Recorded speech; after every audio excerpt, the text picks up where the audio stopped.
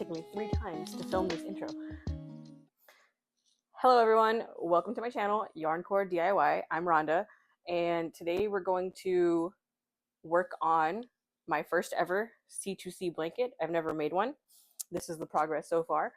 And I'm going to discuss some crochet hot takes that I have seen on Reddit and just in the crochet world on Instagram in general. And yeah, we're just gonna do that. And I am going to crochet because I realized in my last few videos that I talk with my hands a lot. So that's part of the reason I crochet in general, is to keep my hands busy. So why not do that in a crochet vlog? Some updates. So some updates on the projects that I talked about in my work in progress video. 4, 5, 6. I have gotten to the point of my Beetlejuice Showtime cardigan where I've got the sleeves connected. I just have to weave in the ends. As you can see, here it is. I have a lot of ends to weave in, and I need to do the ribbing. And as everyone knows, the ribbing takes forever, and I just cannot bring myself to want to do that. So I'm going to work on that probably tonight. I did a cat amigurumi with some jewelry wire in it. I posted that on my Instagram and TikTok, and it was really fun to learn how to do that. And that pattern was by Melon Crochet. I'd never used anything with wire in it before. I had to crochet around wire, so that was a lot of fun. It was something to figure out.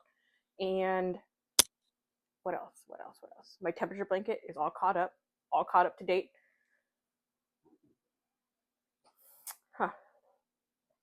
Yeah, I think that's it. That's all I've made progress on. Haven't touched anything else. And I started a new thing. So yeah, we'll see what the progress update is soon on everything else. I'm gonna go back through that video and look through and see what else I need to work on before I start anything new. But I like this because I can just talk and read and work on it and not have to think too hard. So that's why I started a new project, a new mindless project.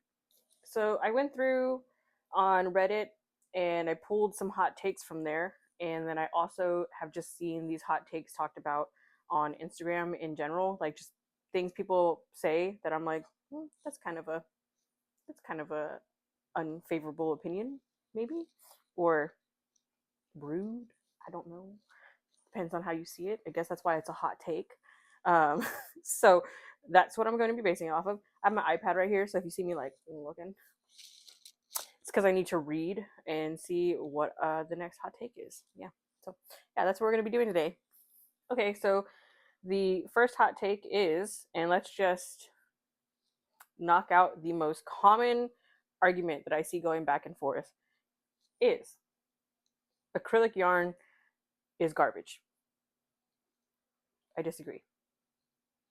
Acrylic yarn is affordable. Acrylic yarn is easily accessible. And acrylic yarn is great for people who aren't going to take care of the things that you make them in a way that they need to be taken care of. Not everyone is going to follow the very specific washing and care instructions for a wool item. Some people are allergic to wool. Some people are allergic to mohair. Some people just only want to wear cotton. So it's just like, I feel like this is something that needs to be talked about less. Just let people use what they want to use. Why does it matter to everyone else what someone else is using to make their crafts? I understand there's like a environmental sustainability issue, but crafting is something that people use to de-stress, and I feel like everyone should be able to access it. I have yet to find a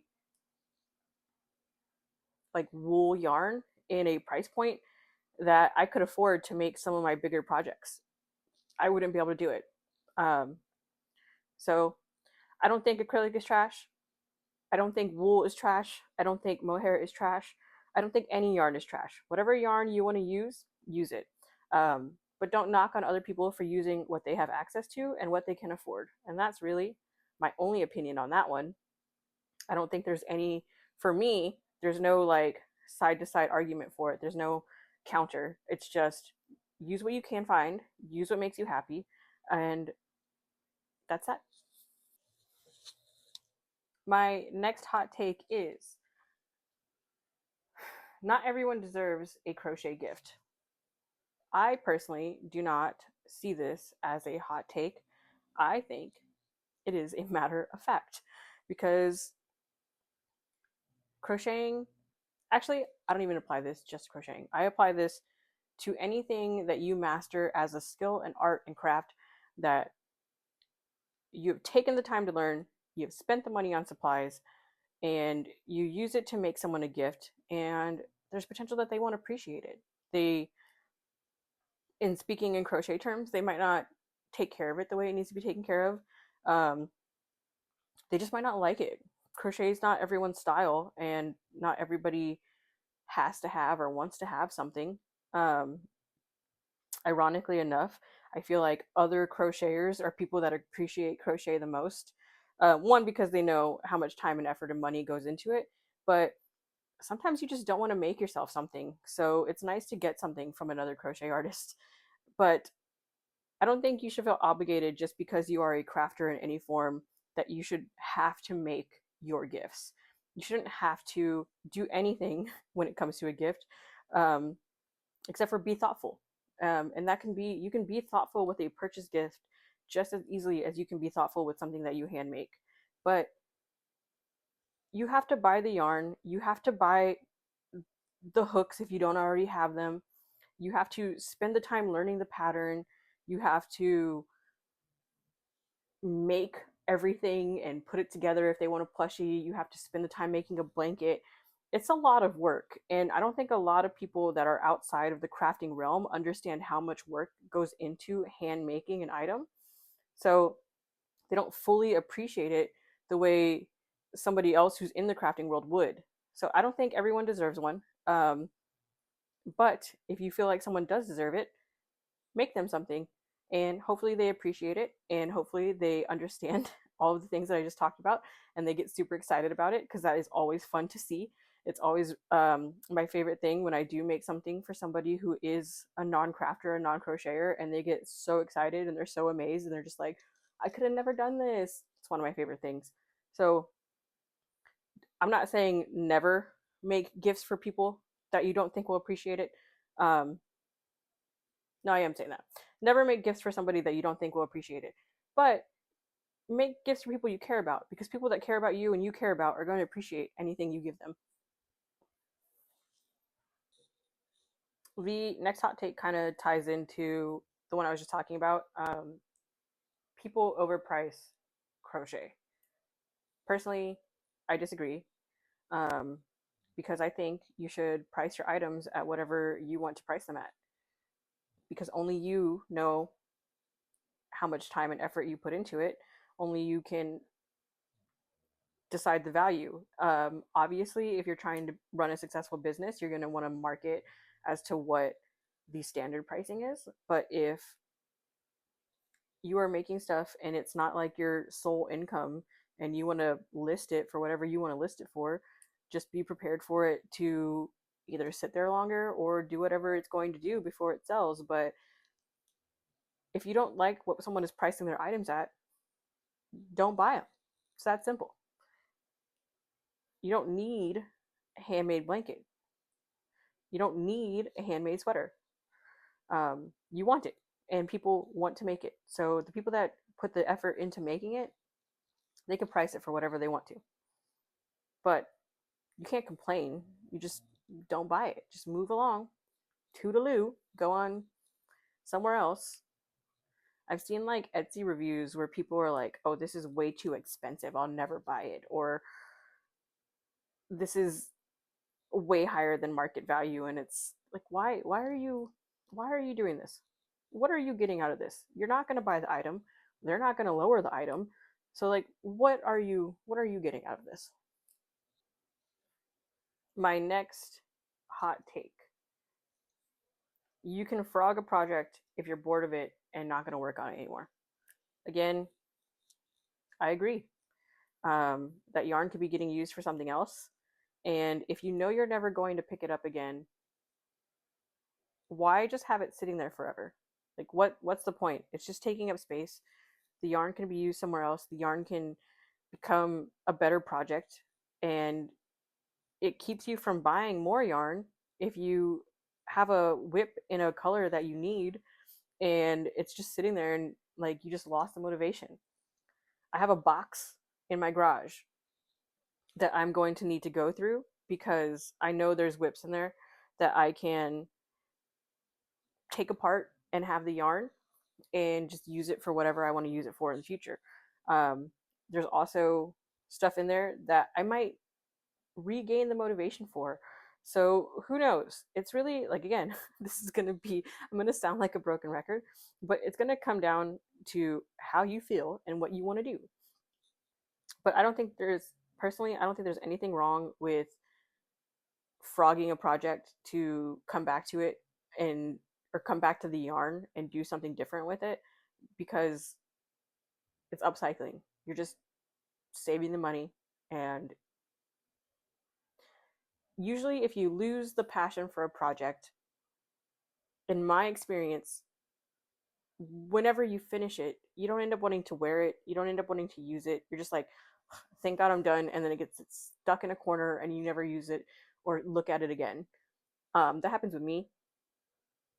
I'm not saying that happens to everyone, but I think it's perfectly acceptable to take apart something that you're never going to finish or you're not going to like in the end and just use the yarn for something else. The next one. Yarn walls are wasteful. Yarn wall. Sounds like I'm saying narwhal, but yarn walls are wasteful. I think this depends because, and this is going to be sound like such a middle of the road answer. I think it really depends on what the yarn wall is for. I do think with Instagram and Pinterest and stuff, yarn walls have become an aesthetic thing. And I don't know if I'm saying that word right. I don't know how to speak sometimes. But a lot of people make yarn walls just to look pretty and then they never use the yarn. And they just buy a bunch of yarn to put in a shelf so they can have it as a background, so they can never touch it, and so that they have something to have pretty behind them. And then they're still going out and buying yarn that they could just grab behind them. In that case, yes, I think it's wasteful. Is it being used for something? Yes. Is it being used for what yarn should be used for? No. But I guess you could argue that art is subjective. I don't know. But if you are a business and you have a bunch of yarn and you make a yarn wall with it because you're going through that much yarn every week or every couple days, then like more power to you. Congrats. That's not wasteful. You're using the yarn. So I guess it just depends on what the purpose of the yarn wall is. If you're using it for true storage and you're grabbing yarn from it every day and you're using the yarn as much as you can, any chance you get, I don't think it's wasteful. But if you're doing it just to have a pretty background, I think it is wasteful, especially when colors and stuff are getting discontinued and you can't find stuff and you know there's somebody out there that has that one color changing yarn that you need just sitting on a shelf because it looks pretty and they're never going to use it. But I mean, how often does that happen? Who knows? Who knows? So like I said, I think it depends. Make the yarn wall if you want to make the yarn wall. Just also try and use the yarn.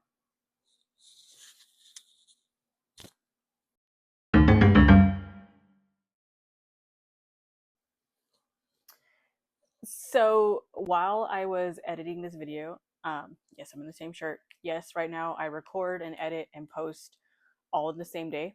I know that's not sustainable, but I need to work on my time management.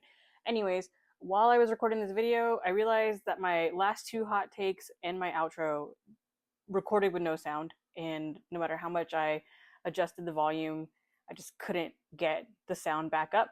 So I'm going to cut the video off here, and thank you for watching. Thank you for coming along with me as I discussed some hot takes that I found on the internet and gave my opinions on them. Let me know in the comments how you feel about them. If you would like to subscribe, that would be awesome and would make me really happy. And like this video if you have the ability to click. But other than that, that's it. Thank you for watching. This is Yarn Core DIY and Rhonda, and have a nice day.